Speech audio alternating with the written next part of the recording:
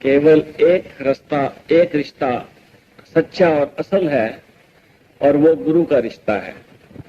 बाकी सब रिश्ते हिसाब किताब के, कर्मों के हिसाब करने के रिश्ते हैं।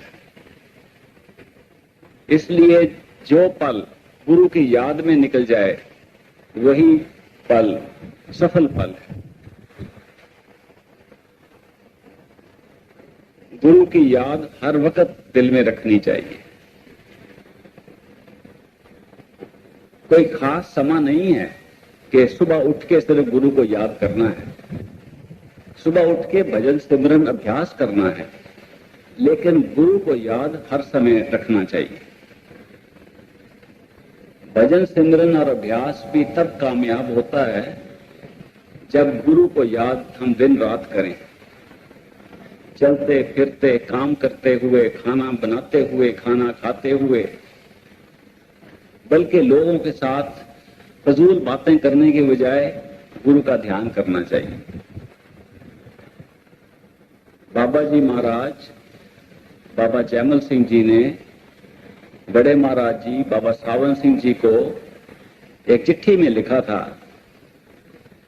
कि जब वो मिलिट्री की नौकरी करते थे कि दिन का प्रोग्राम कैसा होना चाहिए।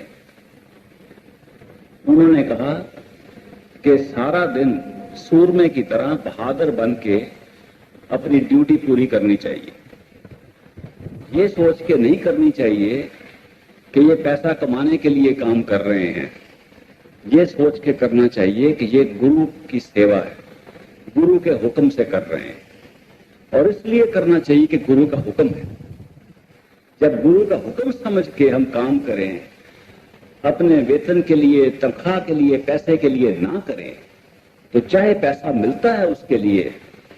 बड़े महाराज जी का ये हुक्म था कि जो भी सिख अपना रोजाना का काम, दुनियादारी का काम, पैसा रुपया कमाने का काम गुरु का हुक्म समझ के करेगा, वो सारा समय अभ्यास के बराबर गिना जाएगा। इसलिए सारा दिन जो काम किया जाए उसको गुरु का हुक्म समझ के करना चाहिए और सेवा के भाव से करना चाहिए।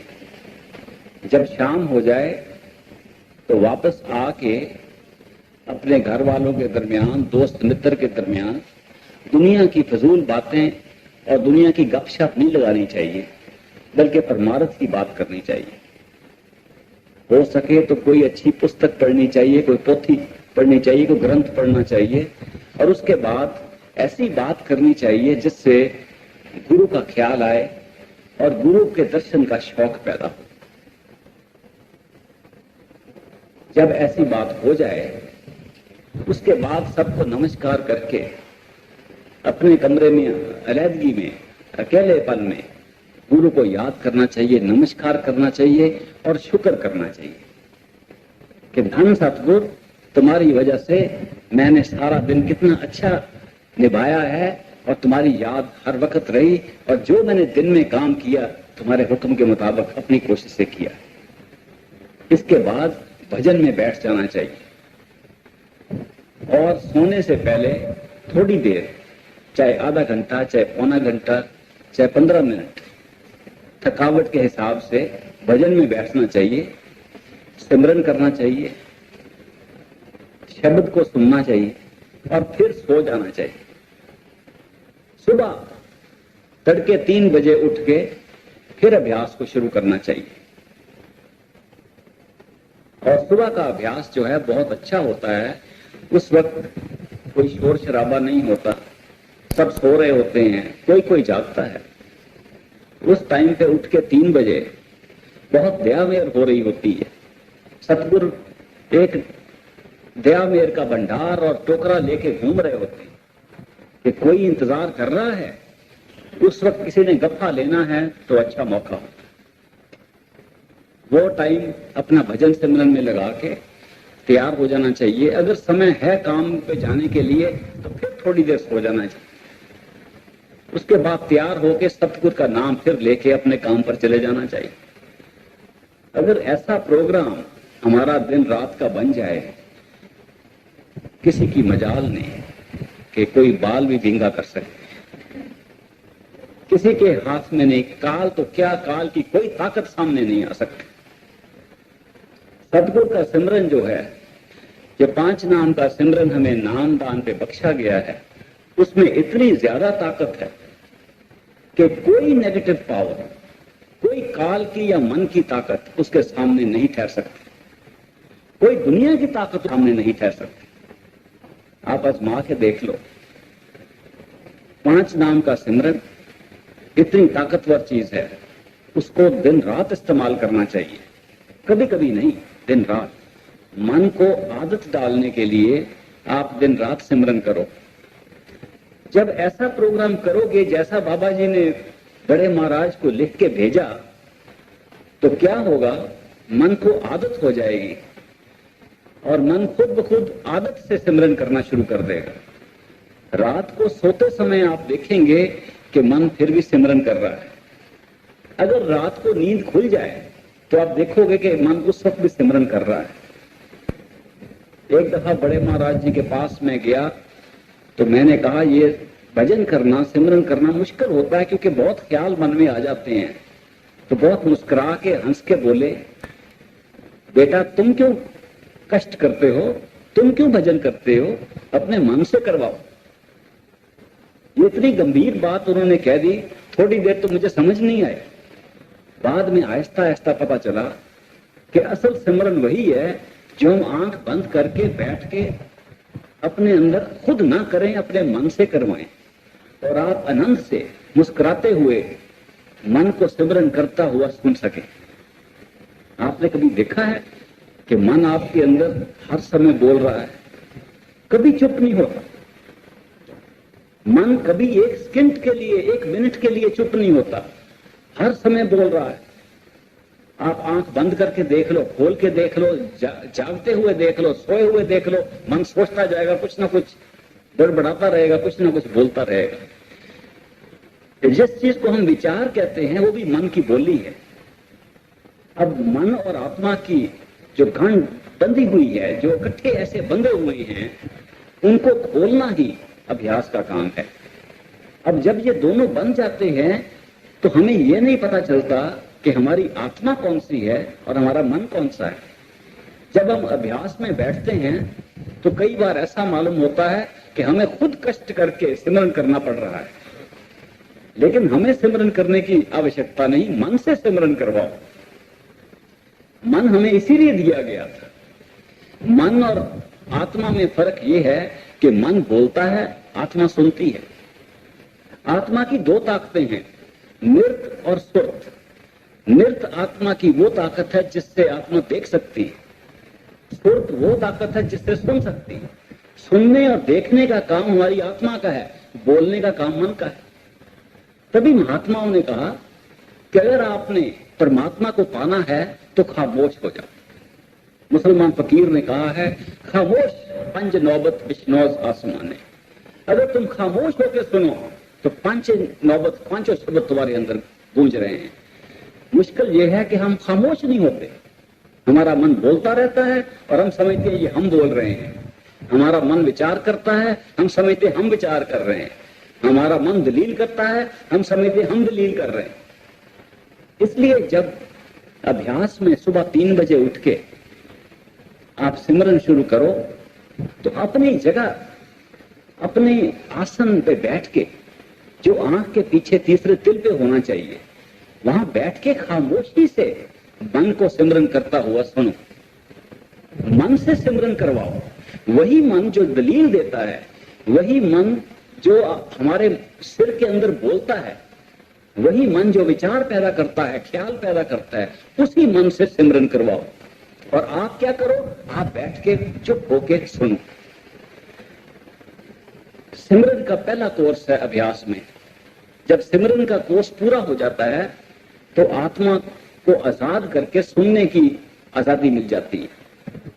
उस वक्त शब्द सुनाई आता है अंदर, वो शब्द जो मीठे से मीठे, सुरीले से सुरीली आवाज है, जो शुरू में घंटी की आवाज लगती है, वो आवाज तभी सुनाई आती है जब हम सुनने वाले बने। जब हम बोलने वाले बनते हैं तो वो आवाज सुनाई नहीं आती। जितनी देर हम विचार करते रहें, सोचते रहें, बोलते रहें, अपने सिर के अंदर वो आवाज सुनाई नहीं आती। जब हम सुनने वाले बन जाते हैं तो शब्द की आवाज सुनाई आ जाती है। सिमरन का आधा काम यही है कि वो हमें सुनने वाला बना दे। हम तीसरे तिल में बैठ के अपने मस्तक के पीछे ख्याल से बैठ के अपनी तवज्जो वहां इकट्ठी करें। तवज्जो इकट्ठी करने का क्या मतलब है कि जिस ख्याल से हम सारी दुनिया में फैले हुए हैं, उसी ख्याल को वापस लाके अपनी आंख के पीछे इकट्ठा करें। ये तवज्जो को इकट्ठा करना इसलिए जरूरी है क्योंकि वो शब्द जिसको हमने पकड़ना है, जो ग्रैंड ट्रंक एक्सप्रेस है, जो सबसे सीधी नॉन स्टॉप फ्लाइट है, जो हमें सीधे अपने दुर्दरगाह में ले जा सकती है, वो शब्द उसी तीसरे तिल में आंख के पीछे दिन रात गूंज रहा है। हमारा ख्याल बाहर निकला हुआ है, हम बाहर मुखी हुए हैं, इसलिए हमें सुनाई नहीं आ रहा, क्योंकि हमने वहां तवज्जो इकट्ठी करके बैठ के शब्द को सुनना है। इसलिए हमें सिमरन का कोर्स पूरा करना पड़ता है और अभ्यास करना पड़ता है। इस अभ्यास से हम सुनने वाले बन जाते हैं, और जब हम सुनने वाले बन जाते हैं तो दयालु सारी दया हमें अंदर से दे देता है। इसलिए संत महात्मा इतने प्रेम से, प्यार से समझाते हैं कि आप अपने तीसरे तिल पर आंख के पीछे बैठ के उस शब्द को ध्यान से सुनो, उस सिमरन को ध्यान से सुनो। और ये मन बहुत चालाक है, इसमें चतुराई है। ये मन कोशिश करता है कि हम बाहर मुखी रहें। आप देखो, अगर आप आधा घंटा बैठते हो भजन और मन कहता है चलो कोई बात नहीं, आधा घंटा ले लो मेरे टाइम में से, बाकी तो मेरा ही टाइम है, और कल से फैसला कर लो कि नहीं आज तो मैंने 2 घंटे बैठना है। देखो पहले आधे घंटे में कितनी लड़ाई करेगा आपके साथ। पहला आधा घंटा नहीं बैठने देगा क्योंकि आपने फैसला कर लिया कि 2 घंटे बैठना है। इतनी दलीलें लगाएगा, आज तो थक गए हैं, आज तो कुछ कर नहीं सकते, कल से शुरू कर लेंगे, कोई बात नहीं, आज क्या जरूरी बात है, अभी समय है, बाद में कर लेंगे। ये इतनी दलीलें देके, ये सब एक्सक्यूजेस बना के, दलील बना के बाहर निकलने की कोशिश करता है। इसके साथ लड़ाई करके इसको आंख के पीछे बैठा के मस्तक के अंदर अपनी तवज्जो इकट्ठी करनी है। जब हम मन को शब्द सिमरन का अभ्यास सिखाते हैं तो मन की एक आवाज होती है, आपने कभी सुनी होगी। जब आप आंख बंद करके भजन में बैठते हो तो भजन जो सिमरन शुरू करते हो वो किसकी आवाज में होता है? वो आपकी आवाज, दरअसल आपकी आवाज नहीं है, वो आपके मन की आवाज। अगर मन की आवाज को आप अच्छी तरह सिमरन में लगा दें और सिमरन को आहिस्ता आहिस्ता पुकारें, जल्दी से नहीं। ये कोई घास कटने वाली बात नहीं है कि जल्दी जल्दी सिमरन करके तो उठ जाए। ये तवज्जो को इकट्ठे करने वाली बात। इसलिए जब भी सिमरन करें तो सिमरन के 5 शब्द को ऐसे अलग अलग बोलना चाहिए ताकि तवज्जो एक एक शब्द में आए, एक एक लफ्ज ध्यान से सुने। ये मन बोल रहा है पांचों नाम को अलग अलग सुनो। जितने ध्यान से सुनते हैं उतनी तवज्जो वहां इकट्ठी होती है। जितने आप गंभीर तरीके से उसको बोलोगे शब्द को, उतनी ज्यादा तवज्जो आंख के पीछे इकट्ठी होगी। ये नहीं कि बिल्कुल मध्यम आवाज में बोलो, आहिस्ता बोलो, लेकिन जोर से बोलो। जोर से इसलिए बोलो ताकि और कोई ख्याल की आवाज ना सुनाई आ सके। अब जो पुराने अभ्यासी हैं उनका एक अनुभव है, हम फायदा उठा सकते हैं। पुराने अभ्यासी कहते हैं कि जब वो सिमरन करते हैं और 5 नाम को जपते हैं, बार बार उसको जपते हैं, तो 5 नाम तो मन आराम से एक रूटीन तरीके से, एक आदत से बोल रहा है, लेकिन मन में एक और ताकत बोल रही है जो कहती है अब कब तक बोलना है, कितना टाइम हो गया है, अब कब उठेंगे, तुम तेज तो नहीं बोल रहे, जल्दी तो नहीं बोल रहे। वो कौन है? वो भी मन है। जब हम मन को सिमरन में लगाते हैं तो मन की कोशिश ये होती है कि सिमरन को दबा के जबान पे ले आए और आप फिर फ्री होके, आजाद होके बाहर भाग जाए। इसलिए हम सिमरन शुरू करते हैं, थोड़ी देर के बाद देखते हैं कि सिमरन तो जुबान पे आ गया है, मन फिर आजाद होके भाग गया है। उस भजन और सिमरन से हमारी तवज्जो यहां इकट्ठी नहीं होती, क्योंकि मन तो भाग गया, मन तो फिर विचार में चला गया और हम समझते रहे कि हम सिमरन कर रहे हैं और सिमरन जुबान पे आ गया, मन पे नहीं आया। सिमरन जुबान से नहीं करना, मन से करना। अगर मन दूसरी आवाज में बोलना शुरू कर दे तो पहली आवाज को बंद नहीं करना, दूसरी आवाज को उसी सिमरन में फिर शामिल कर लेना। अगर आप देखें कि भजन करते करते जब आप सिमरन कर रहे हैं तो उस वक्त एक और आवाज आपके दिमाग में बोल रही है, उस आवाज को भी सिमरन में लगा दो, दोनों आवाज का सिमरन सुनो। अगर तीसरी आवाज आए उसको भी सिमरन में लगाओ, रोकना नहीं सिमरन। 5 शब्द का सिमरन अपने तरीके से करते जाना है और जो भी आवाज आए उसको सिमरन में लगाओ। जब मन के साथ ऐसा तरीका आप इस्तेमाल करोगे तो मन अपने ख्याल से फिर किसी की शक्ल सामने ले आएगा। कोई बच्चा याद आ गया, घर वाली याद आ गई, घर वाला याद आ गया, कोई दोस्त मित्र याद आ गया, कोई काम करने वाला याद आ गया, कोई बिजनेस का काम याद आ गया, कोई ना कोई शक्ल सामने ले आता है। किस लिए? ताकि तवज्जो फिर बाहर जाए। अगर सिमरन करते करते अभ्यास में ऐसी कैफियत पैदा हो जाए कि मन कोई और शक्ल हमारे सामने ले आए तो लड़ाई नहीं करनी, जो सामने शक्ल आए उसको भी सिमरन में लगा दो। जो आवाज आए, जो शक्ल नजर आए, जब अभ्यास 3 बजे सुबह आप कर रहे हो सबको सिमरन पे लगाओ। आप देखोगे कि अगर इस तरीके से आप सिमरन करोगे तो ऐसा लगेगा कि सारी दुनिया सिमरन आपके सिर के अंदर कर रही है। जब आप सब तरीके के मन की आवाज को खामोश करके सबको सिमरन में लगा दोगे, अंदर से शब्द की धुनकार आपको सुनाई आ जाएगी। ये छोटा सा नुक्ता है जो कई कई बरस हम अपने टेक में लगे हुए अभ्यास को उसी तरह बना लेते हैं जैसे मंदिर में, मस्जिद में, गुरुद्वारे में जाने का काम है कि भाई ये तो करना है, चलो आज कर लिया, आज मत्था टेक के आ गए हैं। तो हम भजन सिमरन को भी ऐसा बना के वहीं के वहीं बैठे रहते हैं।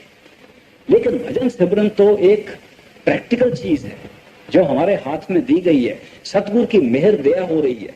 एक जिंदा सतगुरु हमें मिला है जो अंदर इंतजार कर रहा है।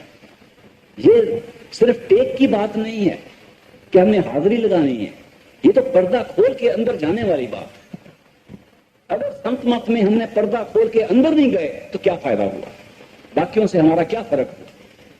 इसलिए अगर एक कामल मुर्शिद, पूर्ण संत सतगुरु हमें मिल जाए और नाम का दान दे दे और तरीका बतला दे किस तरह हम अपनी तवज्जो को इकट्ठी करके आंख के पीछे उसको प्रत्यक्ष देख सकते हैं और उसको हमेशा अपने साथ रख सकते हैं, तो उसका फायदा पूरा उठाना चाहिए। मन की लड़ाई में, मन के चालाकी में नहीं आ जाना चाहिए। इसलिए सिमरन का कोर्स जो है बहुत जरूरी है और हर तरीके से मन से सिमरन करवाओ। चाहे मन किसी आवाज में बोले, किसी शक्ल में बोले, सबको सिमरन करवाओ। जब 3 बजे उठो और 5:30 तक करवाते ही जाओ। मन लड़ाई करे, मन उठने की कोशिश करे, नहीं उठने देना। पांव में दर्द हो जाए, टांग में दर्द हो जाए, कहो आज तो तुम्हें पकड़ के हमने बैठाना। कुछ हो जाए, कल की बात कल देखेंगे, आज तो बैठो। अगर इस तरीके से हम मन को काबू करें और उसको सिमरन में लगाएं तो शब्द की आवाज अंदर प्रकट हो जाती है। जब शब्द की आवाज आ जाए तो सिमरन को छोड़ सकते हैं। दोनों करने की जरूरत नहीं है।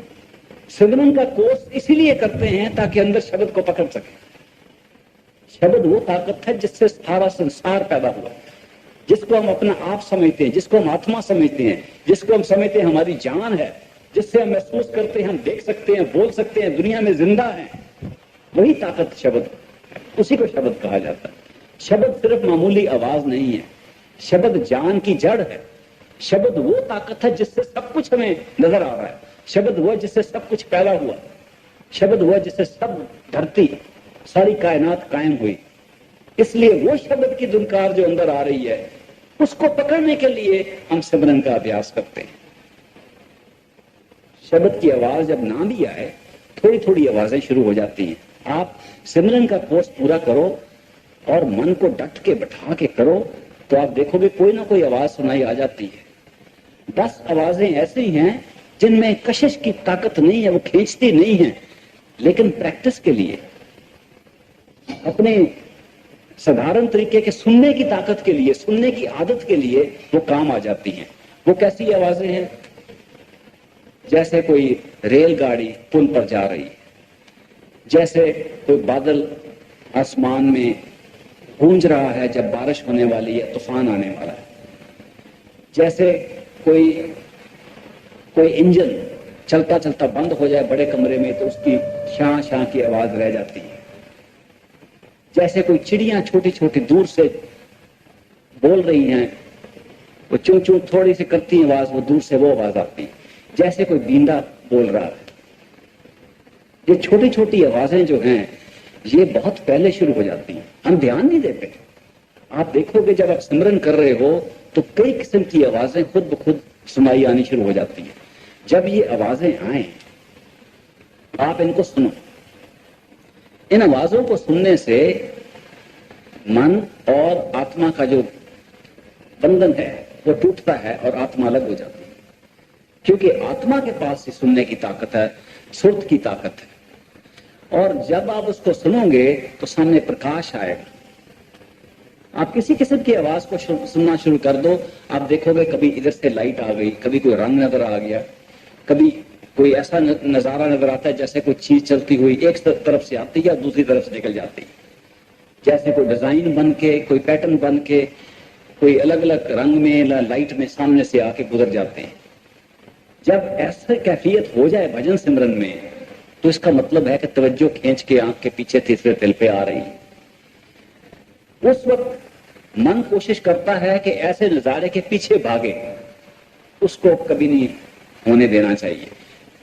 आपको कुछ नजर आए, आप तीसरे तिल पर बैठो, आंख के पीछे बैठो, बाहर नहीं निकलना। एक बार एक मेरे मित्र ने कहा, वो सत्संगी था, उसने कई बरस नाम लिया था, भजन भी करता था, लेकिन कहने लगा मुझे कुछ नजर नहीं आता। कई बरस हो गए नाम लिए, मैं भजन भी करता हूं, मांस मछली नहीं खाता, शराब नहीं पीता, सारे असूल पर चल रहा हूं, लेकिन अंदर कुछ नजर नहीं आता, मन नहीं लगता। तो ये क्या बात है? थोड़ी देर बात करने के बाद पता चला कि जब भी कोई चीज उसको नजर आती है वो बाहर भाग जाता है और बाहर बैठ के वो भजन करता है। उसकी बात से मुझे इतना अचंबा लगा, हैरानी हुई कि उसके बाद मैंने कुछ सत्संगियों के पास जाके पूछा कि आप जब भजन में बैठते हो तो कहां बैठते हो? किसी ने कहा हम अपने कमरे के कोने में बैठते हैं, किसी ने कहा हमने छोटा गद्दा रखा हुआ है उसको रख के बैठते हैं, किसी ने कहा हमारे पांव में दर्द है, कोई आर्थराइटिस है, रूमेटिज्म है, इसलिए हम कुर्सी पे बैठते हैं, किसी ने कहा हमने एक मंदिर छोटा सा बनाया हुआ उसमें बैठते हैं, किसी ने कहा हमने खुद घर में गुरुद्वारा बनाया हुआ है, वहां ग्रंथ साहब का प्रकाश करते हैं, उसके सामने बैठ के भजन करते हैं। किसी ने ये नहीं कहा कि मैं माथे के मस्तक के अंदर बैठ के सिर में बैठता हूं। सब ने ये कहा कि हम बाहर गद्दी में, कुर्सी में, बाहर कमरे में बैठते हैं।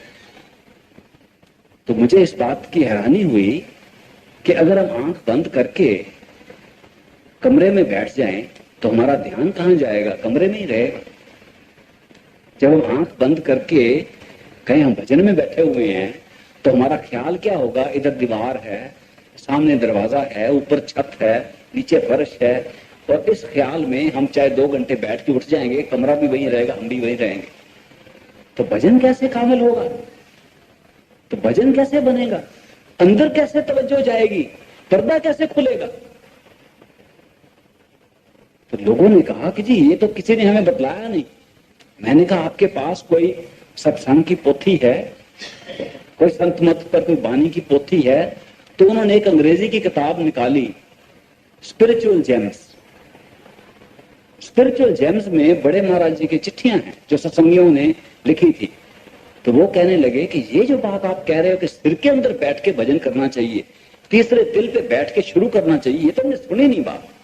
हमने यही सुनी थी आंख बंद करके भजन करना चाहिए। तो मैंने वो पुस्तक खोली और साधारण तौर पे उसके जब सफे देखे, उसके वर्क देखे, तो एक पेंसिल लेके मैंने जहां भी बड़े महाराज जी का हुक्म था कि भजन सिमरन शुरू ही नहीं हो सकता जब तक आप अपनी तवज्जो आंख के पीछे तीसरे दिल पर ना रखो। जहां भी उन्होंने ये हुक्म दिया था मैंने टिक मार्क करना शुरू कर दिया। 5 मिनट में 16 जगह ऐसी निकल आई।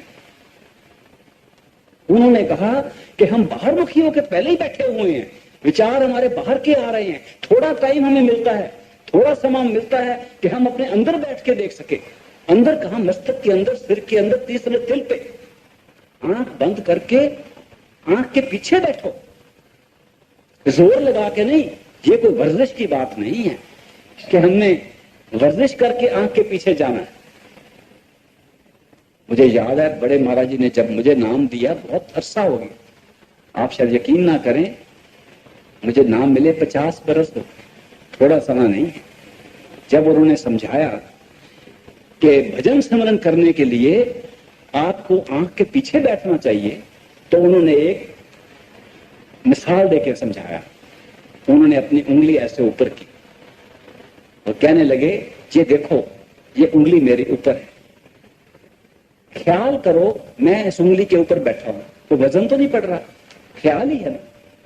ख्याल से आप इस उंगली के ऊपर बैठ सकते हो, या ख्याल से आप कहीं दूसरे कमरे में बैठ सकते हो। इस वक्त आप चाहो तो ख्याल कर सकते हो कि हम अपने घर में बैठे हुए हैं, बैठे तो यहां सत्संग में, लेकिन ख्याल से घर में बैठ सकते हो।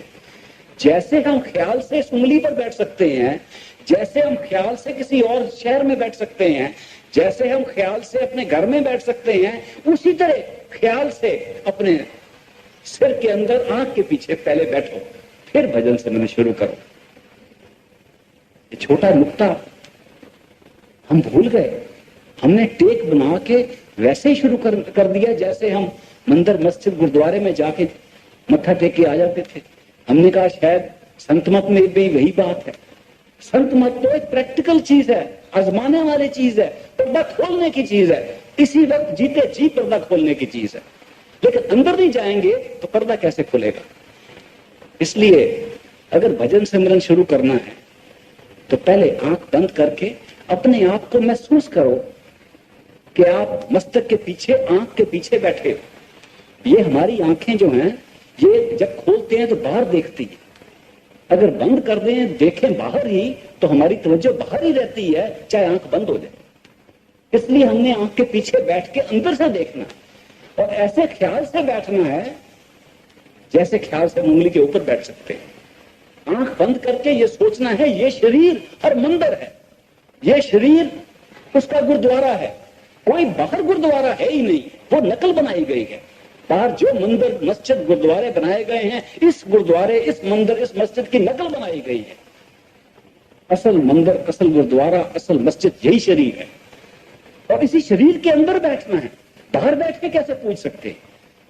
इसलिए जब हम इस शरीर के अंदर बैठते हैं और महसूस करते हैं कि ये शरीर तो एक मकान है, और आंख बंद करके महसूस करें इस मकान के अंदर बैठे हैं। अजीब शक्ल है मकान की, इंसान के शरीर की तरह बने हुए है तो मकान है, और इस तरह बैठे कि मकान हिले नहीं। आप मकान में बैठते हो, अगर हिल जाए तो कहते हैं भूचाल आ गया। अगर शरीर में बैठ के भजन सिमरन करना है और शरीर हिलता रहे तो भूचाल आ रहा है। शरीर को ऐसे बैठाना है जैसे ये पक्का मकान, और अच्छे गार्डर डाल के, अच्छे लोहे से, सीमेंट से पक्का बनाया गया है। और फिर आंख के पीछे ऐसा पक्का फर्श बनाओ कि सुर्त नीचे ना जा सके। ये भजन शुरू करने से पहले, सिमरन करने से पहले आप अपने शरीर के अंदर बैठो और ख्याल से आंख के पीछे ऐसा पक्का फर्श बनाओ कि उस पर बैठ के आप नीचे ना जा सको। क्योंकि जब भी हम नीचे जाते हैं तब सो जाते हैं। आप देखोगे कि भजन में अगर तवज्जो आंख के नीचे जाए तो हम सो जाते हैं, नींद आती है। आपको पता है हम कितनी बार सो जाते हैं? भजन करते करते सिर नीचे जाता है। क्यों? क्योंकि हमारी तवज्जो नीचे जाती है। अगर आप ये ख्याल से, अंदाजे से, अपनी इमेजिनेशन से पक्का फर्श बना के उसके ऊपर बैठो और देखो कैसा अजीब मंदिर है। इसके ऊपर देखो कैसा गोल सिर बना होगा, इसके दोनों तरफ दीवारें ऐसी हैं, उसके बाहर कान लगे हुए हैं, नीचे शरीर, एक नाक है, मुंह है, सारा शरीर नीचे है, और हम यहाँ बैठे हुए। ऐसा ख्याल करके फिर वहां बैठ के सिमरन शुरू करो। देखो तवज्जो इकट्ठी होती है कि नहीं। कमरे का तो सवाल ही नहीं है, बाहर की दीवारें कहां चली गई, आप तो अंदर की दीवार के अंदर आ गए। इसलिए ये जो हमें प्रैक्टिकल तरीका बतलाया गया है, ये बहुत ही कम लोगों को पता है। एक कामल मुर्शिद सिर्फ बतला सकता है, जो जिंदा सतगुर हमें मिल गए उनसे पता चला। अगर हम किताबें ही पढ़ते जाते, हमें कभी ये बात पता नहीं चलनी थी। हमारी कितनी खुशकिस्मत है ये हम सब की कि एक जिंदा सतगुर मिलने से हमें ये सारी बात पता चल गई कि यही हर मंदिर है, इसी के अंदर जाना है, जो कुछ मिलना है इसी के अंदर मिलना है। और जो हमारा पर्दा है हमारे मन ने डाला हुआ है, मन को नहीं सुनना, मन को सिमरन में लगाना है, पर्दा खोल के अंदर जाना है। कितनी बड़ी बात है। अगर हम इस तरीके से ढंग से तीसरे तिल पे बैठ के सिमरन करें तो आहिस्ता आहिस्ता तवज्जो वहां इकट्ठी हो जाती है और हम भूल जाते हैं कि हमारे हाथ कहां हैं, हमारे पांव कहां हैं।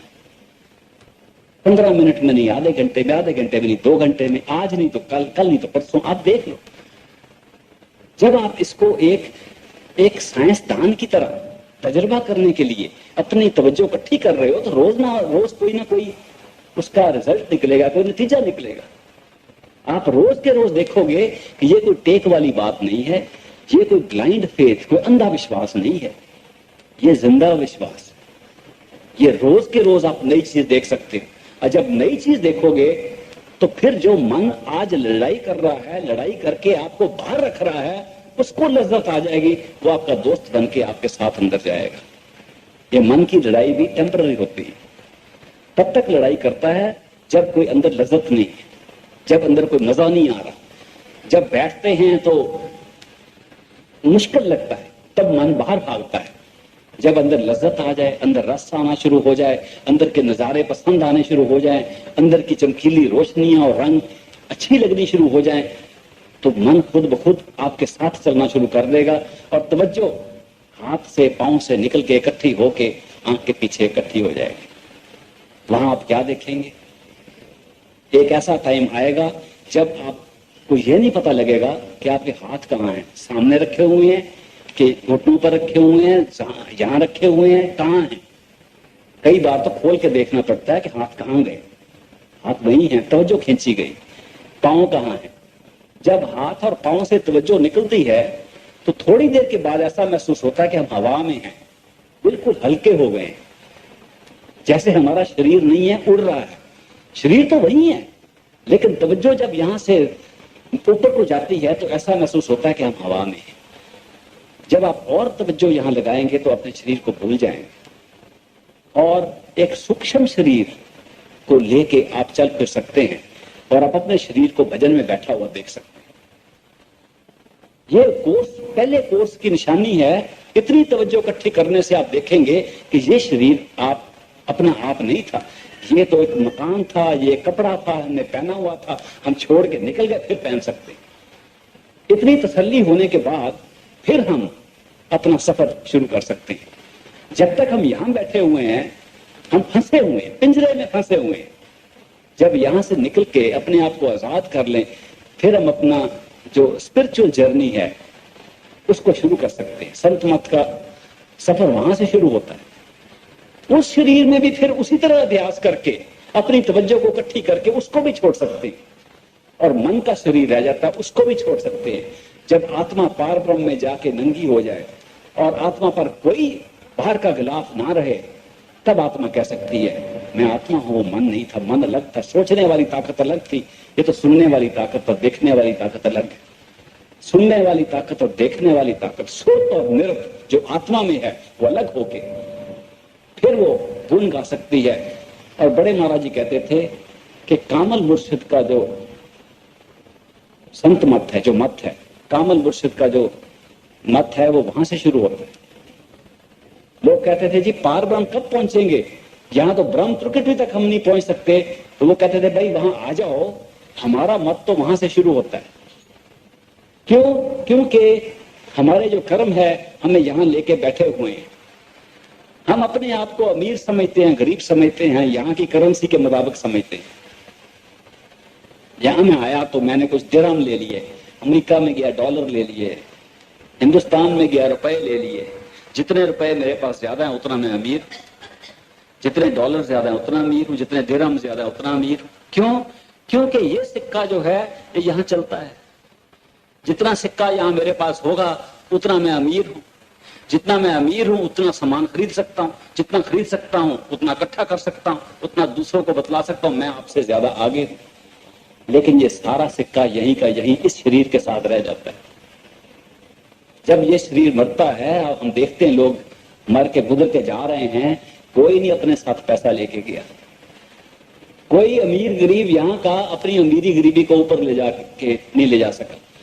सूक्ष्म शरीर में जाके ये डॉलर ये सिक्का काम नहीं आता। कोई सिक्का काम आता है, वहां भी अमीर गरीब है। आप देखोगे शरीर को छोड़ के आप ऊपरली मंजिल में चले जाओ, वहां भी अमीर गरीब हैं, लेकिन ये सिक्का वहां नहीं चलता। कौन सा सिक्का चलता है? सूक्ष्म शरीर में कर्म का सिक्का चलता है। आप नेक कर्म करो आप अमीर हो वहां, बुरे कर्म करो आप गरीब हो। कर्मों का सिक्का वहां तक चलता है। अच्छे कर्म करने से अच्छे कर्म आपके साथ जाते हैं, आप वहां भी अमीर। अगर आप सूक्ष्म शरीर को छोड़ के अपने कारण शरीर में मन के शरीर में चले जाओ तो कर्म भी पीछे रह गए, उनका कोई काम नहीं। आपकी इंटेंशन जो है, किस गरज से आप काम करते हो, वो वहां का सिक्का। लोग अच्छे नेक इरादे से चलते हैं, उनका सिक्का वहां चलता है। जिनके इरादे खराब हैं, चाहे कर्म कोई हो, वो गरीब के गरीब है वहां भी। लेकिन जब आत्मा मन के देश को ब्रह्मांड को छोड़ के सचखंड की तरफ चलती है तो वो सिक्का भी वहीं रह जाता है। ना इरादे काम आते हैं, ना कर्म काम आते हैं, ना यहाँ की माया काम आती है। फिर क्या काम आता है? पार ब्रह्म और उसके ऊपर सिर्फ एक ही सिक्का चलता है, उसका नाम है प्यार और भक्ति। अगर आपके दिल में प्यार और भक्ति है तो आप वहां भी अमीर हो, चाहे आपने वो धन यही इकट्ठा किया हो। इसलिए प्यार और भक्ति का सिक्का सचखंड तक चलता है। अगर आपने सचमुच कोई जायदाद इकट्ठी करनी है इस दुनिया में, इस संसार में, तो प्यार और भक्ति की जायदाद इकट्ठी करो। जैसे पलटू साहब कह गए, साहेब के दरबार में केवल भक्त प्यार, वहां और कुछ चलता ही नहीं। कोई जात पात नहीं चलती, कोई दुनिया का पैसा नहीं चलता, माया नहीं चलती, कर्म नहीं चलते, कर्म कांड नहीं चलते, नेक इरादे नहीं चलते, प्यार और भक्ति ऊपर तक चलती है। इसीलिए जो सिमरन का कोर्स, जो भजन का कोर्स, जिसका जिक्र मैं इतनी देर से कर रहा हूं, संत महात्मा कहते हैं अगर आपने भजन को कामयाब करना है तो अपने अहंकार से, हौमे से आंख के पीछे बैठ के मत सिमरन करो।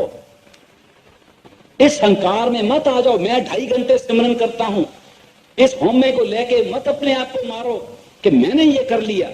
ये मैं को तो खत्म करना है। कोई पता है आपको दुनिया में कौन सी ताकत है जो मैं को खत्म करती है? सिर्फ एक ही ताकत है, वो प्यार और भक्ति है। जब आपका प्यार किसी के साथ भी हो जाए तो मैं एक पीछे हो जाता है। और कोई ताकत नहीं पैदा हुई इस संसार में जो मैं को मार सके। मैं को मारने वाली ताकत प्यार और भक्ति है। जब आप प्यार और भक्ति से अपना अभ्यास करो तो मैं जो है, हौमे है, अहंकार है, वो कम हो जाता है। और हमारे और परमात्मा के दरमियान सिर्फ हौमे की दीवार है और कोई दीवार नहीं। प्यार और भक्ति उसका इलाज है। इसलिए भजन पहले दिन से ही प्यार और भक्ति के तौर पे करना चाहिए। भजन को अहंकार और हठ से नहीं करना चाहिए। ये हठ योग नहीं है, ये सहज योग है। सुरत शब्द योग, वो योग जिसमें सुरत शब्द को सुनती है, जिसमें आत्मा शब्द को पाके ऊपर जा सकती है, ये सहज योग है, ये हठ योग नहीं है। ये कोई दम मारने वाले नहीं है कि मैं ये कर सकता हूं। जब मैं ये कर सकता हूं आया तो तरक्की बंद हो जाती है। जब निम्रता के साथ, प्रेम और भक्ति के साथ हम उस सतगुरु को याद करते हुए, उसकी मूर्त को सामने रख के, उसके ध्यान के साथ भजन सिमरन करते हैं तो प्यार और भक्ति बढ़ती है। अब बहुत लोग पूछते हैं कि अगर सारा संत मत प्यार और भक्ति से बना हुआ है तो हमारी प्यार और भक्ति कैसे बढ़ सकती? हम सतगुरु को याद तो करते हैं, मन हमें दूसरी तरफ ले जाता है, तो कोई आसान तरीका है जिससे हमारा भजन सिमरन भी, दुनिया का तरीका तौर भी प्यार और भक्ति वाला बन जाए? तो उसका इलाज बड़ा सादा है। साधारण इलाज ये है, अगर आप किसी दुनिया के आम आदमी को खुश करना चाहो, उसके साथ प्यार डालना चाहो तो क्या करते? पहले उसकी तारीफ करनी शुरू कर देते। जितनी तारीफ करते हो उतना प्यार आपका बढ़ता है, वो भी खुश होता है। जितना खुश होता है और उसका प्यार भी आपके साथ बढ़ता है। तो पहली बात तो ये है कि अपने सतगुरु की तारीफ करो, उस परमात्मा की तारीफ करो, उसके गुण गाओ। ये लोग भूल जाते हैं कितना जरूरी है कि उसके गुण गाओ। गुरबानी में आया है, आप तो सुनते होंगे, गुण गोविंद गायो नहीं जन्म अकारथ की। अगर उसके गुण नहीं हमने गाए गोविंद के तो सारा जन्म जाया कर दिया। उसके गुण गाने का मतलब यह है कि उसके गुण गाने से अपने दिल में उसकी भक्ति पैदा करनी। अपने सतगुरु के गुण जोर से गाओ, कोई शर्म की बात नहीं। और फिर जो वो दे उसका शुक्रिया अदा करो। गुण गाओ और शुक्र करो, प्यार और भक्ति खुद ब खुद बन जाती। ये अपनी हम दुनिया का एक असूल बना सकते हैं अपनी जिंदगी का, कि उसका शुक्र करें और उसके गुण गाएं और फिर उसको भक्ति को, उस प्यार को अपने भजन सिमरन में लगाएं, ताकि जो असल रास्ता है, असल मार्ग है, उस पर पहुंच सकें और सीधे अपने दुर्धाम सचखंड में जाकर निवास करें। कोई इंतजार करने की जरूरत नहीं है। ये कोई अगले जन्म का वायदा नहीं है। सतगुरु ने ये नहीं कहा कि अगले जन्म में आपको वहां लेके जाएंगे। उन्होंने कहा है ये सच्चा सौदा है, अभी का सौदा है, नकद सौदा है, अभी लो। आप आओ, आपकी टिकट तैयार है, एयरपोर्ट पे आओ, हवाई जहाज में मैं साथ चलूंगा। हम क्या करते हैं, हम एयरपोर्ट पे नहीं जाते। अगर हम एयरपोर्ट पर ही ना जाएं, हवाई जहाज हवाई अड्डे पर ही ना पहुंचे तो सफर कैसे करेंगे? सतगुरु वहां खड़े हैं। इस संत मत के मार्ग में वो एयरपोर्ट हवाई अड्डा कहाँ है? आंख के पीछे, तीसरे तिल पर। सतगुरु कहाँ इंतजार कर रहा है हमारा? आंख के पीछे, तीसरे तिल में। खुद इंतजार कर रहा है और आप देख सकते हो उसी रूप में इंतजार कर रहा है जिस स्थूल रूप में हमें नाम बख्शा है। वो स्थूल रूप में क्यों आया? हमारे लिए आया। हम अंदर जाते नहीं, पर्दा खोलते नहीं। परमात्मा को भी बाहर सतगुरु के रूप में हमें बचाने के लिए आना पड़ता है। उसका रूप देख के पहचान के लिए हमें अंदर जाना चाहिए। वो हमारे साथ सचखंड तक साथ रहता है। और कोई ऐसा मत नजर नहीं मुझे आया जिसमें एक गुरु, एक गाइड, एक टीचर, एक उस्ताद कहे कि अच्छा भाई मैं तुम्हारे साथ पढ़ाई करूंगा, तुम्हारे साथ इम्तिहान दूंगा, तुम्हारे साथ जाऊंगा आखिर तक। सब ये कहते हैं ये रास्ता है, जाओ भाई हमने तुम्हें रास्ता दिखा दी। एक यही संत मत है और पूर्ण सतगुरु के नाम दिया हुआ एक मत है जिसमें गुरु कहता है मैं अकेला नहीं छोड़ूंगा, तुम्हें आखिर तक साथ लेके जाऊंगा और तुम्हारा साथ मेरा पक्का हमेशा के लिए हो गया। हम उसका फायदा ना उठाएं, उन्हें मिले ही ना, वहां बाहर ही बैठे रहे, वो अंदर इंतजार करता रहे। सचखंड से आए हैं, दया करो।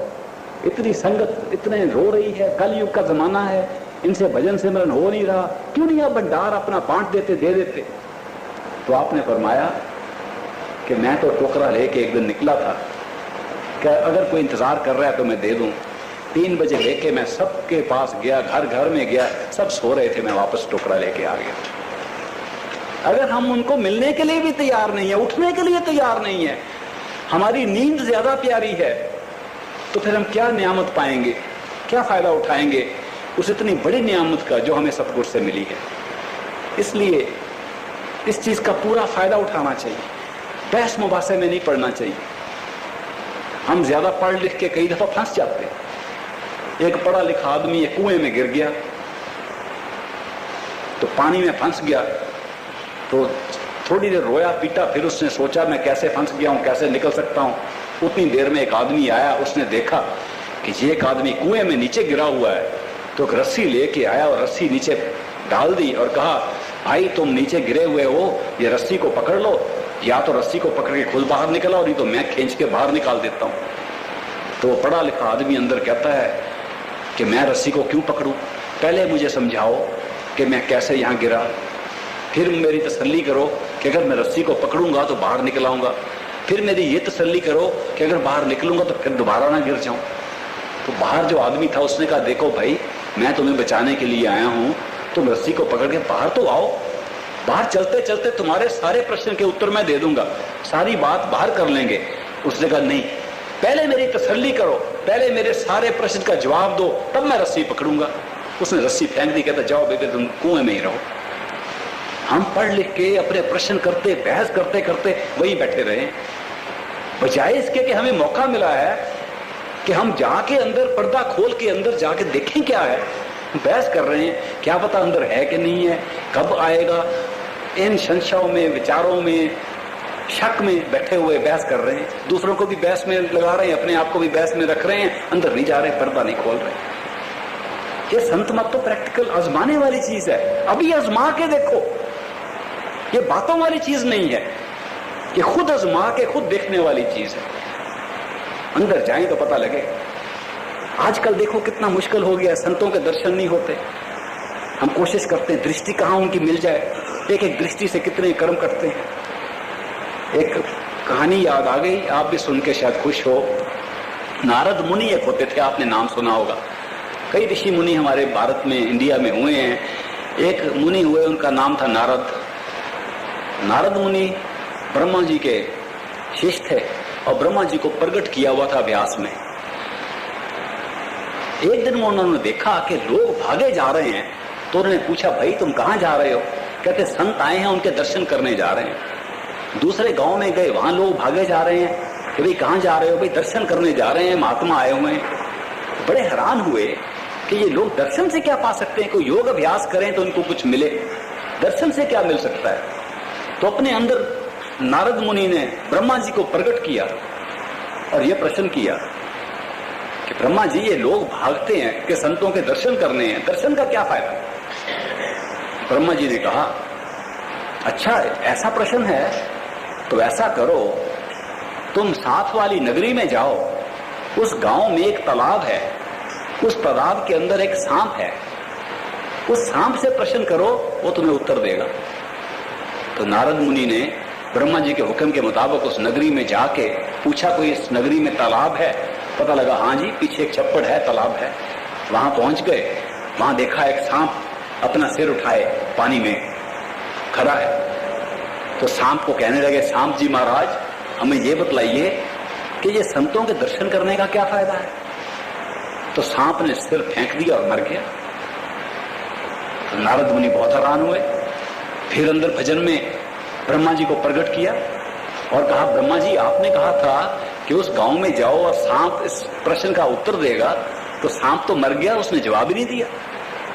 तो ब्रह्मा जी ने कहा अच्छा ऐसा हो गया, कोई बात नहीं, अब तुम दूर वाले उस गांव में जाओ, उस गांव के अंदर एक सुनियारा रहता है, उसके पिछले आंगन में एक पिंजरा है, उसमें एक तोता है, उस तोते को पूछो, वो तुम्हें उत्तर देगा। नारद मुनि वहां पहुंच गए, वहां जाके पूछा गांव में यहाँ कोई सुनियारा रहता है? उन्होंने कहा हाँ जी, वो सामने उसका मकान है। वहां पहुंच के पूछा तुम्हारे घर में कोई तोता है? तो सुनियारे ने पहचान लिया, मुनि जी आप यहाँ आए, तोते के बहुत ऊंचे भाग हैं, जो आप उसको पूछने के लिए आए? हाँ मेरे पिंजरे में तोता है। कहा लाओ, तोते से मैंने बात करनी है। तोता सामने आ गया तो पिंजरे में उनसे बात की। तोता जी महाराज ये बतलाइए कि संतों के दर्शन करने का क्या फायदा है? इस बात को सुन के तोता ने सिर फेंक दिया और मर गया। नारद मुनि बहुत हैरान। फिर ब्रह्मा जी को प्रकट किया कि ब्रह्मा जी ये किस पहेली में मुझे डाल रहे हो?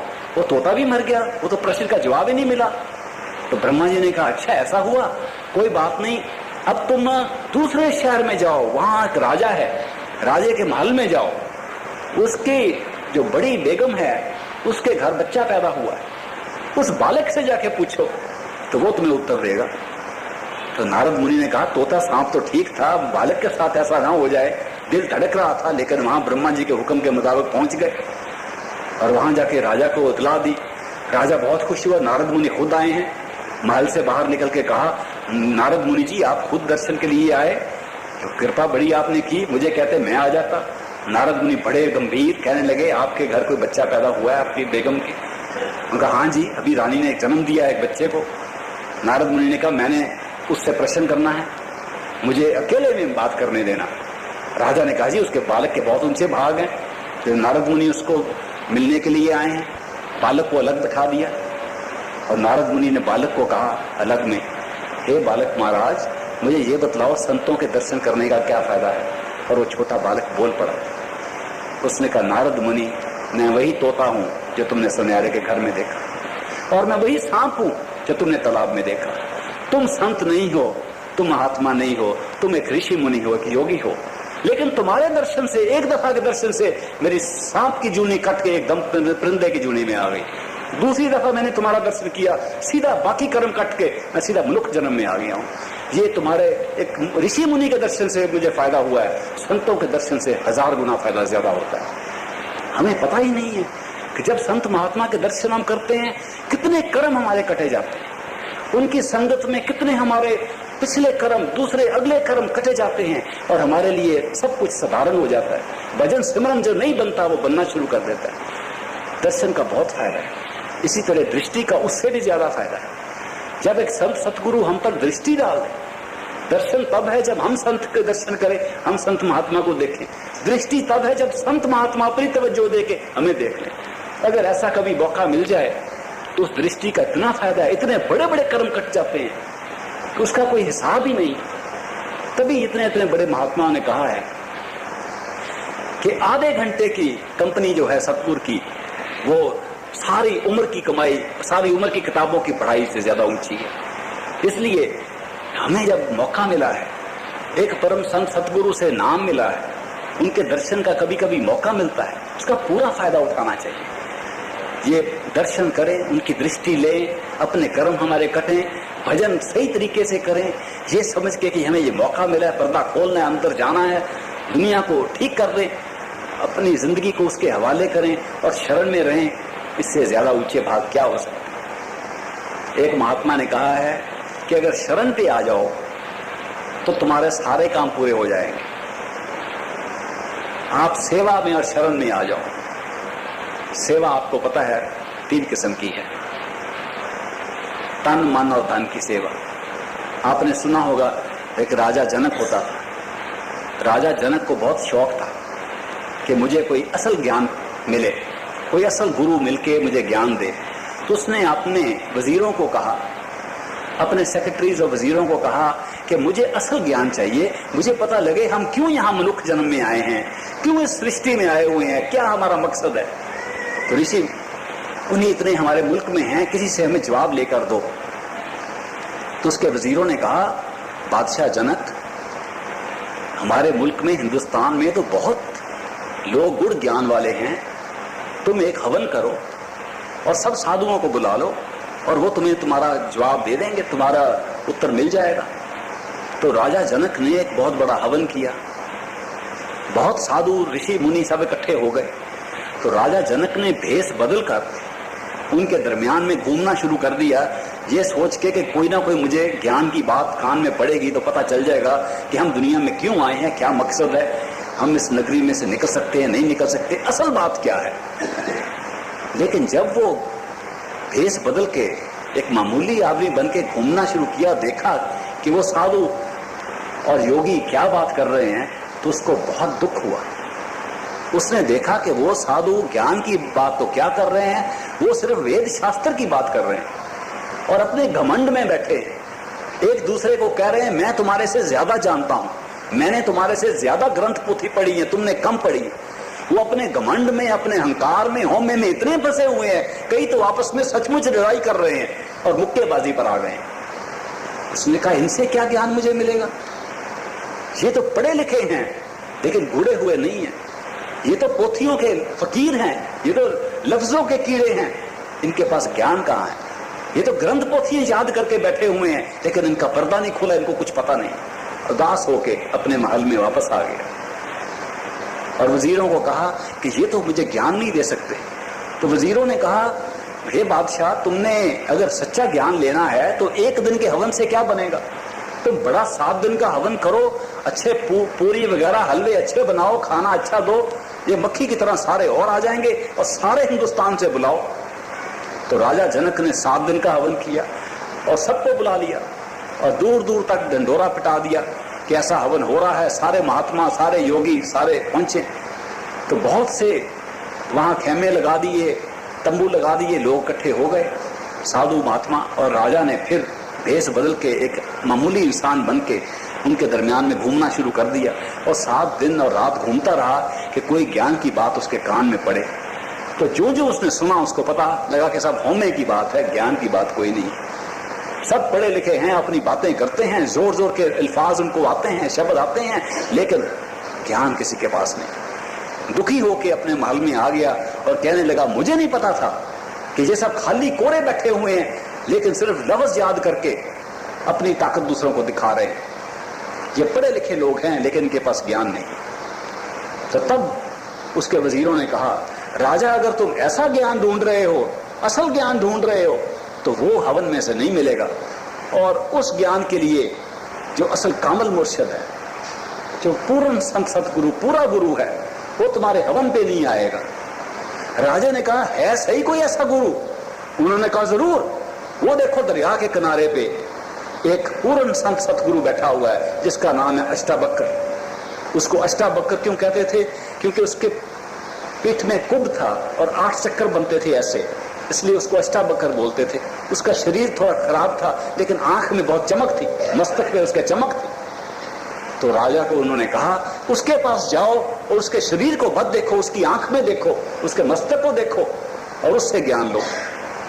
राजा फौरन चला गया और अष्टावक्र के कुटिया में पहुंच के उसने कहा, महाराज मैं राजा के तौर पे नहीं आया, मैं भिखारी के तौर पे आया हूं, तो मुझे असल ज्ञान दो।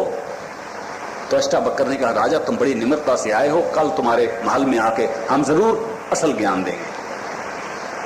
अगले दिन राजा ने सारे अपने पड़ोसी राजे महाराजे रानियां दूसरे सबको इकट्ठा कर लिया, हॉल भर दिया और अष्टावक्र के इंतजार में बैठ गए और स्टेज पर 2 कुर्सियां रख दी, एक अपने लिए एक अष्टावक्र के लिए। अष्टावक्र अपने 4-5 साथियों के साथ आया, उन्होंने अपने जोड़े उतारे दरवाजे पर और सीधे स्टेज पर पहुंच गए। तब अष्टावक्र ने देखा कि लोग जो हैं वो उसके शरीर को देखकर हंस रहे हैं। राजे के जितने संबंधी थे उन्होंने कहा, राजे की तो अकल खराब हो गई है, ऐसे आदमी से ज्ञान लेगा? हमने सोचा था कोई अच्छा पढ़ा लिखा आदमी बुला के हमें कोई भाषण सुनवाएगा, कोई ज्ञान की बात करेगा, ये कैसा कुब्बा आदमी बुला लिया, इससे ज्ञान लेगा? जब वो आपस में ऐसी बात कर रहे थे तो अष्टावक्र स्टेज पर बैठ गया और राजे को कहने लगा, राजा जनक आज चमड़े का क्या भाव है? तो राजा ने कहा, महाराज मैं आपकी बात नहीं समझा, हमने तो आपको यहाँ ज्ञान के लिए बुलाया था, चमड़े के भाव का क्या मतलब हुआ? अष्टावक्र ने कहा, क्यों ये सब चमड़े के दलाल यहाँ नहीं बैठे हुए? तो राजा ने कहा, नहीं महाराज ये तो मेरे रिश्तेदार बैठे हैं, ये तो राजे महाराजे हैं, ये तो मेरे फैमिली के मेंबर बैठे हुए हैं यहाँ। तो अष्टावक्र ने कहा, ओह मैं समझा शायद चमड़े के दलाल हूं, क्योंकि सब ने मेरी चमड़ी देखी, मुझे तो देखा ही नहीं। तब लोगों को ख्याल आया कि ये तो समझदार आदमी है, तो चुप होके बैठ गए। तब अष्टावक्र ने कहा, राजा तुम कैसा ज्ञान चाहते हो? राजा ने कहा, महाराज ऐसा ज्ञान नहीं चाहिए कि आप मुझे सारी उम्र के अभ्यास में लगा दो और को अगले जन्म में ज्ञान मिल जाएगा। मुझे फौरन ज्ञान चाहिए, चुटकी वाला ज्ञान चाहिए, इसी वक्त मिलने वाला ज्ञान चाहिए। तो राजा ने कहा, चुटकी बजाने में भी तो टाइम लगता है, तुम चुटकी किसको कहते हो? वो कहने लगा, मैं घोड़सवार हूं, घोड़े पर चलता हूं, जितना समय मैं रिकाब में पांव रख के काठी पर बैठने में लगाता हूं उसको चुटकी समझता हूं। आप उतने समय में ज्ञान दे दो तो मुझे मंजूर है। अष्टावक्र ने कहा, राजा जरूर तुम्हें ऐसा ही ज्ञान मिलेगा, लेकिन ऐसे ज्ञान की कीमत देनी पड़ेगी। तो राजा ने कहा, मैं कोई कीमत देने के लिए तैयार हूं, मेरे खजाने खुले हैं, जो मूल मांगते हो मैं इस वक्त देने के लिए तैयार हूं। राजा ने अपना वजीरों को कहा, जो कुछ अष्टावक्र मांगे इसको दे दो। अष्टावक्र ने कहा, मुझे 3 चीजें चाहिए, सिर्फ 3। तो राजा ने कहा, 10 लो, 15 लो, मैं तो अपना हुक्म दे रहा हूं, सब कुछ देने के लिए तैयार हूं। अष्टावक्र ने कहा, 3 ही काफी है, 3 चीजें मुझे दे दो, मैं उसी वक्त तुम्हें चुटकी और ज्ञान दे देता हूं। तो उन्होंने कहा, जी कौन सी 3 चीजें? तो अष्टावक्र ने कहा, मुझे अपना तन दे दो, मुझे अपना धन दे दो और मुझे अपना मन दे दो। जब ये तीनों दे दोगे मैं तुम्हें उसी वक्त चुटकी में ज्ञान दे दूंगा। अब राजा जनक को बड़ी अजीब बात लगी कि ऐसा दाम मांगा है, लेकिन उसको शौक इतना था असल ज्ञान का, कि उसने कहा मुझे मंजूर है। तो अष्टा बकर ने पूछा, राजा अब तुम्हारा शरीर मेरा हो गया? उसने कहा जरूर जरूर हो गया, मैंने आपको दे दिया। तो उसने कहा, राजा तब तो मैं तुम्हारे शरीर को जब मैं जहां मैं चाहूं वहां रखूंगा, इस तख्त को छोड़ के वो जो मैंने अपने जोड़े उतारे थे दरवाजे पर, वहां जाके इस शरीर को बिठा दो, ये तो मेरा शरीर है। राजा उठा, जब मैंने शरीर गुरु के हवाले कर दिया है, जहां बिठाएगा वहीं बैठूंगा। जब वो चल के शुरू किया, उसने जाना दरवाजे की तरफ, तो लोग फिर बोलना शुरू, बड़बड़ाना शुरू कर दी, ये तो राजे के दिमाग ही खराब हो गया है, पहले तो कुब्बे को बुला लिया, अब झोड़े पर बैठ के इसको ज्ञान मिलेगा, ये क्या हो रहा है? तो राजे के मन में विचार आया, इन विचारों को क्या पता, ये तो मेरे महल देखते हैं, मेरे तख्त को देखते हैं, मेरी दुनिया की दौलत को देखते हैं, इसलिए ऐसी बातें करते हैं। जब राजे के मन में ऐसा विचार आ रहा था और वो चल रहा था, अष्टावक्र ने जोर से आवाज दी, राजा वो तुम्हारे मकान नहीं है, तुम्हारे महल नहीं है, तुम्हारी जायदाद नहीं, तुम्हारा तख्त नहीं है, तुम सब मुझे दे चुके हो। तो राजा ने कहा, वो तो सच कह रहा है, वो तो सब धन दौलत मैंने इसको दे दी है, धन तो मैंने अपना सारा गुरु को दे दिया है, ये कैसे मुझे विचार आया? जब ये विचार आया तो अष्टावक्र जोर से बोला, राजा तुम्हारा ये इख्तियार भी नहीं है कि क्या विचार आए क्या ना आए, तुम अपना मन भी मुझे दे चुके हो। तो राजा ने अपना सिर ऐसे पकड़ लिया, कहा, ओ मैं तो सोच भी नहीं सकता, मेरा विचार की ताकत भी मैंने दे दी।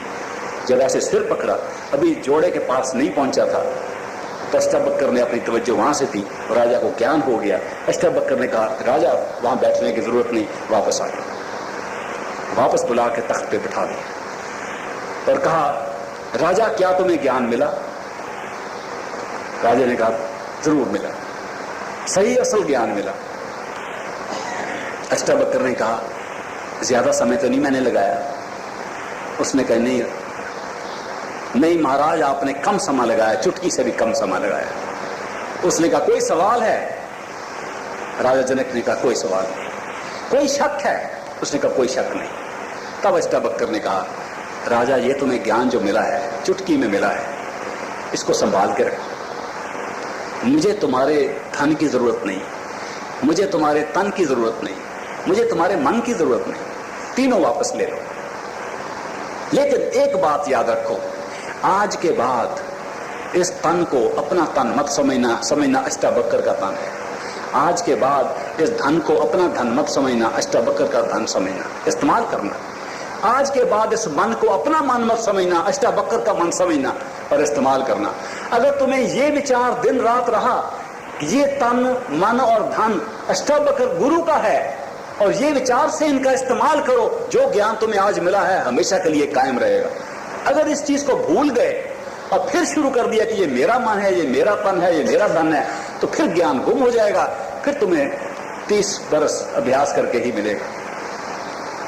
उस छोटे से सबक में अष्टावक्र ने यह बतलाया कि जब हम कहते हैं कि तन मन धन सौंप गुरु को, इसका यह मतलब नहीं है कि जाके फेंको अपना धन सारा और मन को पागल करके बैठ जाओ घर में और तन को काट के फेंक दो, ये मतलब नहीं है। मतलब ये है कि अपने तन को सतगुरु का तन समझो, जहां वो रखे वहां रखो। अगर सुबह 3 बजे सतगुरु ने कहा है इस तन को सीधा उठा के बिठा के ऐसे आंख बंद करके भजन में बैठ जाओ, तन लगे ना लगे उसका तन है, 3 बजे उठ के बिठा दो।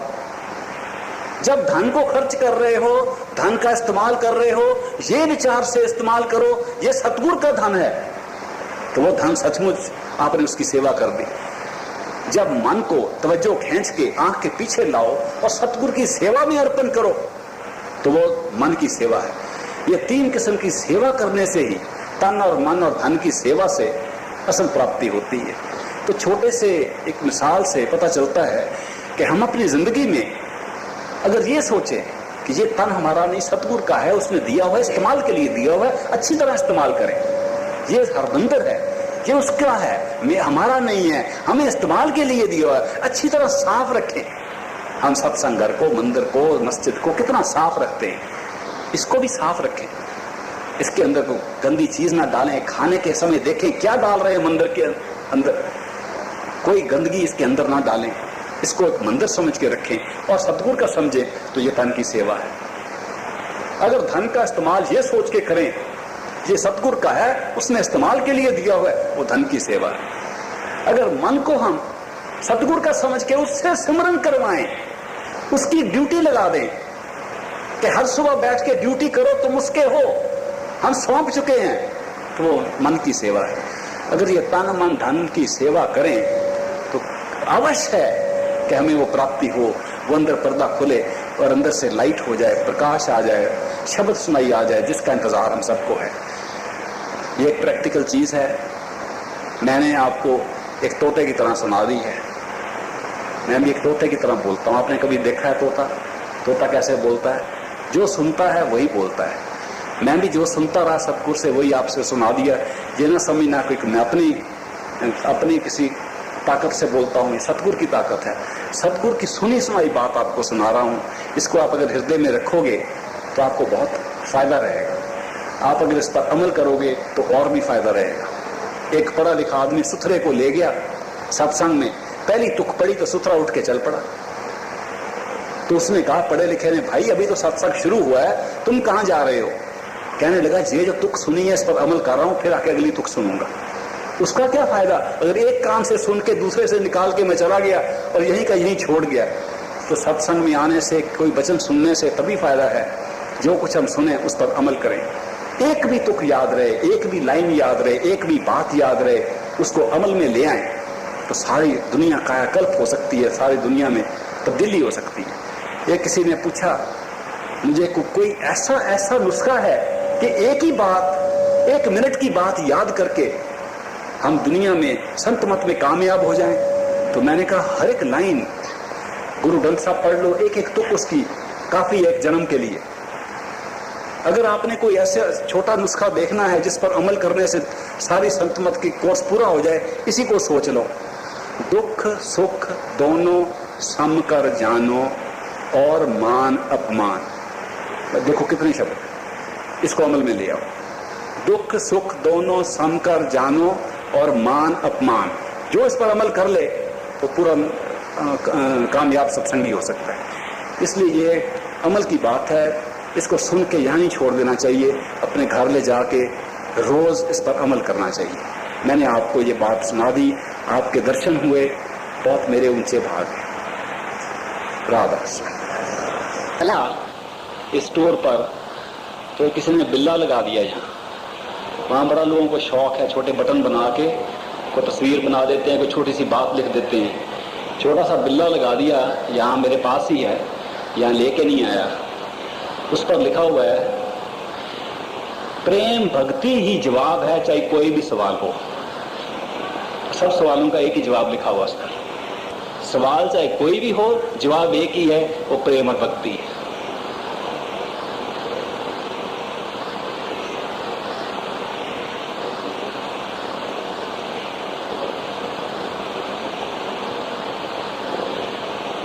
एक डॉक्टर जूलियन जॉनसन होता था, आपने नाम सुना है? अमेरिका से आया था, सर्जन था, बड़े महाराज जी का सत्संगी था। उसने किताब लिखी है पाथ ऑफ द मास्टर्स, और एक और किताब लिखी है with a great master in India.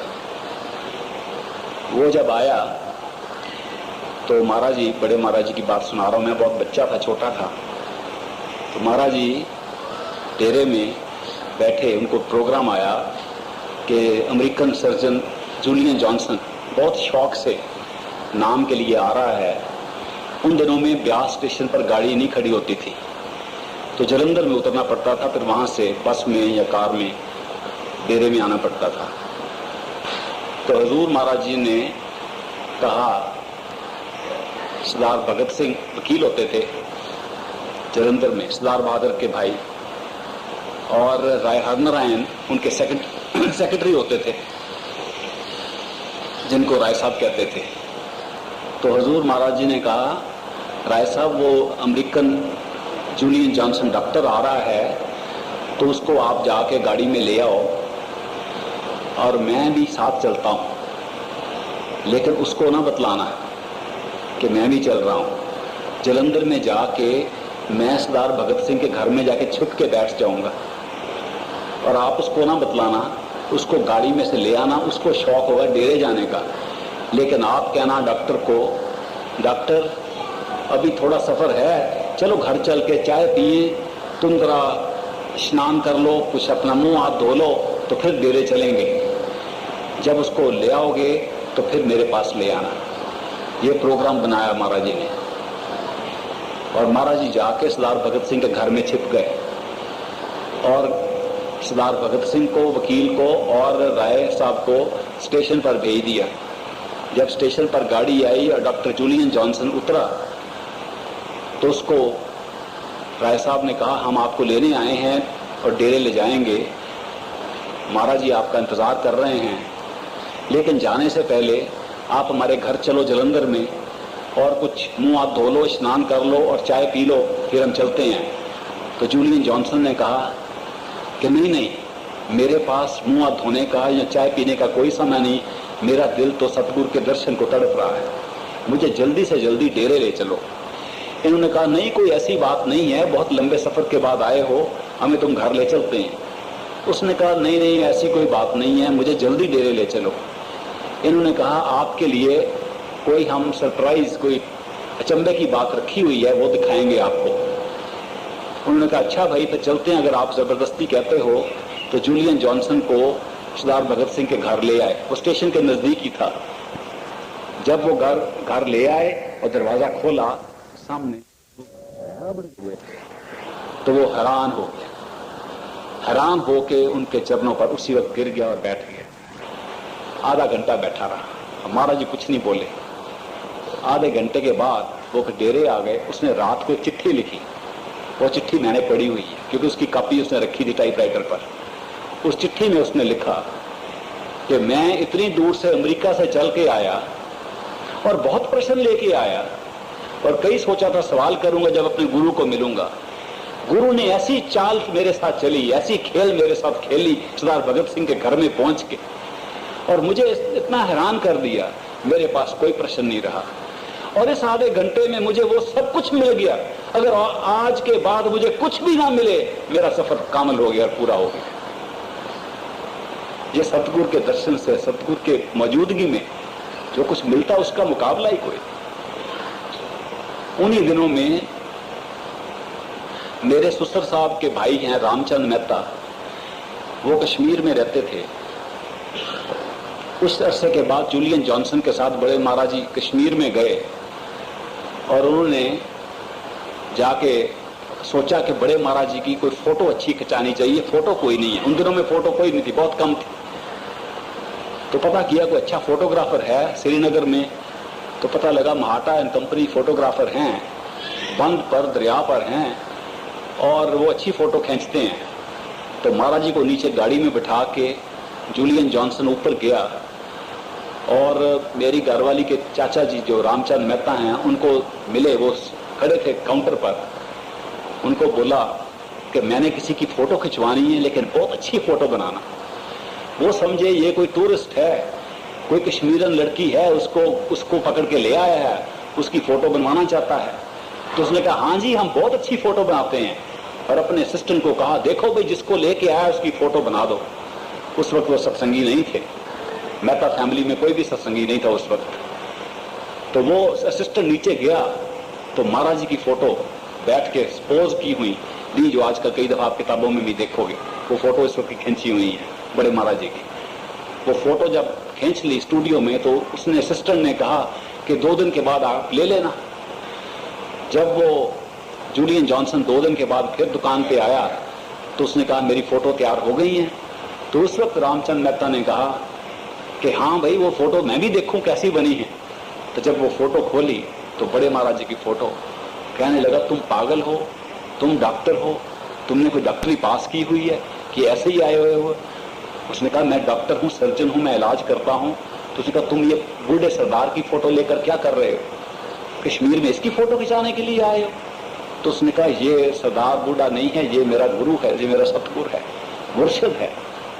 मैं वहां से आया हूं, जो कुछ मुझे मिला है इसी से मिला है, और तुम्हारे मुल्क में रहता है तुम्हें नहीं पता। तो रामचंद्र जी ने कहा कि इस मुल्क में तो गुरु पत्थर कोई उठाओ तो उसके नीचे गुरु मिलेगा, ये तो गुरुओं की नगरी है, इसमें तो गुरु ही गुरु हैं, यहां इनमें मत फंस जाना, ये गुरुओं की बात में मत फंस जाओ। ये तो जो आदमी उठता है गुरु बन जाता है इधर। तुम इतने अक्लमंद हो, इतने बड़े मुल्क से आए हो, डॉक्टर हो, तुम्हें इतने बेवकूफ बना लिया इन लोगों ने। तो जूलियन जॉनसन ने कहा, भाई मुझे जो कुछ मिला है, जो मेरी खुशी है, इसी सदगुरु से मिली है, इसलिए मैंने अब जाना है। तो रामचंद्र मेहता ने कहा कि भाई तुम डॉक्टर सच्ची पक्के हो? उन्होंने कहा हाँ जी जरूर डॉक्टर हूं। तो उनको कोई तकलीफ थी, कहने लगे मेरा इलाज करोगे? तो जूलियन जॉनसन ने कहा जरूर करूंगा, तुम मेरे अस्पताल में आ जाओ। तो उन्होंने कहा उसका एड्रेस क्या है अस्पताल का? उन्होंने कहा एड्रेस है डेरा बाबा जैमल सिंह, ब्यास, जिला अमृतसर। तो अपना इलाज कराने के लिए रामचंद्र मेहता वहां पहुंच गए और 7 दिन जूलियन जॉनसन के घर में रहे और महाराज जी के दर्शन नहीं किए, अपना इलाज दवाई से करते रहे। और रोज जूलियन जॉनसन, वो अमेरिकन डॉक्टर, उठ के जाया करे, अब दर्शन का टाइम हो गया है, अब सत्संग का टाइम हो गया, अब लंगर का टाइम हो गया। तो ये कहीं तो इतना अच्छा डॉक्टर है, इतना अच्छा इलाज करता है, इसका दिमाग खराब हुआ है, ये सतगुरु के दर्शन करने जाता है, सत्संग सुनने जाता है, इसको क्या मिलता है? ये सोचते रहे। जब 7 दिन में बेसब्र हो गए तो उन्होंने कहा डॉक्टर भाई एक सच्ची बात बतलाओ, कि तुम्हें कोई सचमुच वहां कुछ मिलता है? ये कोई सचमुच सतगुरु है, कोई सचमुच भगवान परमात्मा है, या कि सच्ची बातें हैं, कोई सचखंड असल है या ख्याली पुलाव बने हुए हैं? तो डॉक्टर ने कहा भाई मेहता जी ऐसा करो, जो जो तुम्हारे प्रश्न हैं लिख के कागज पे रख लो, मैं सब उत्तर दे दूंगा। तो उन्होंने, मेहता जी ने सारे प्रश्न लिख के रख लिए। और जब डॉक्टर वापस आया, कहने जी मेरे प्रश्न तैयार है, ये एक कागज तैयार है। तो डॉक्टर ने कहा अच्छा अब तो मैं थक गया हूं, कल बात करेंगे। अगले दिन उठ के वो कागज उठा लिया और कहने लगे देखो दर्शन का टाइम हो गया है, वहां चलते हैं, फिर सत्संग है तो रास्ते में बात करेंगे। तो मेहता जी साथ चल पड़े कि रास्ते में प्रश्न करेंगे। उनका सब प्रश्न पढ़ के सुनाओ। तो वो सारे पढ़ते गए और समझाते गए कि क्या प्रश्न है। उस वक्त और भी प्रश्न उसमें लगा दिए कि भाई हमें कैसे यकीन आ सकता है, ये ऐसे लोगों ने ढोंग बनाए होंगे, सच चीज है, सचमुच सचखंड है, किसने देखा है, कौन जानता है, और प्रश्न लगा दिए। इतने सवाल जब उसमें इकट्ठे हो गए तो डॉक्टर ने कहा पढ़ते जाओ। वहां पहुंच के जब सत्संग के पास पहुंच गए तो डॉक्टर ने कहा तो सत्संग आ गया, वापसी पे जवाब देंगे। तो सत्संग में बैठा दिया और पहली बार मेहता जी ने सत्संग सुना। वापसी पर कहने लगा डॉक्टर भाई बतलाओ कहां गए तुम्हारे सवाल? सवाल निकाले, कहते जी 3-4 का तो जवाब मिल गया, अब बाकी की बात करते हैं। तो डॉक्टर ने कहा बाकी पढ़ के सुनाओ, कौन कौन से रह गए प्रश्न। फिर घर पहुंच के कहते भाई चाय का टाइम हो गया, अब शाम को फिर चलेंगे तो फिर रास्ते में बात करेंगे। मतलब ये कि 2-3 बार सत्संग पे ले जाके एक भी उत्तर नहीं दिया। और जब 2-3 सत्संग सुन लिए तो मेहता जी ने कहा जी मेरे तो प्रश्न सारे खत्म हो गए, सबके जवाब मिल गए। तो उन्होंने कहा बस यही तरीका है, सत्संग में जाके आपके खोए हुए सवालों के भी जवाब मिल जाते हैं। जो आपका सवाल आपको याद नहीं रहता उसका जवाब सत्संग में आके मिल जाता है। तो उनको तब पता चला और उन्होंने जाके नाम ले लिया। जब नाम ले लिया तो उन्होंने चिट्ठी डाल दी अपने बड़े भाई को, रामनाथ मेहता को, जो मेरे ससुराल सेक्रेटरी हैं आजकल दिल्ली के सत्संग में, आप में से कुछ लोग मिले होंगे। वो उन्होंने कहा कि ये हमारा छोटा भाई जरूर किसी साधुओं में फंस गया होगा, तो मैं इसको छुड़ाने के लिए जाता हूं। तो वो डेरे में आए अपने छोटे भाई को छुड़ाने के लिए, और वो जब आके सत्संग सुना तो वो भी फंस गए, उन्होंने भी नाम ले लिया। सो सतगुरु अपने तरीके से हमें खींच के अपने पास लाता है। सतगुरु के ढंग निराले होते हैं और हमारे जो प्रश्न होते हैं हमारे दिल में हो वो वही जवाब दे देता है।